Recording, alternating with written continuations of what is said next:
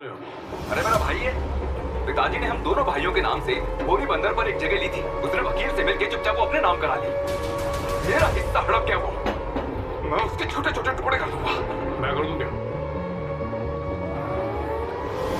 उसके छोटे छोटे टुकड़े, मैं कर दूंगा ना।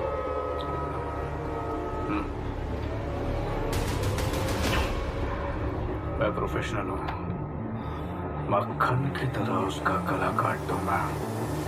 रोज का काम है मेरा। बस वो पैसा कितना देगा, काम पूरा होने के बाद तुझे बॉडी का कोई भी हिस्सा पार्सल कर दूंगा। घर को जाने बोला।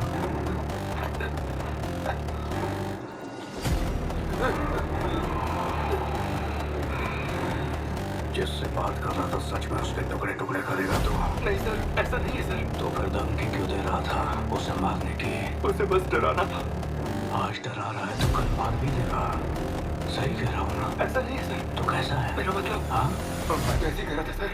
तो ऐसे किसी को भी मार देगा? वो गुस्से में निकल गया था। गुस्से में मार भी देता है क्या? नहीं सर। कातिल है क्या तू? छोटी सी तो बात है सर। छोटी सी बात पे लोगों को मार देगा?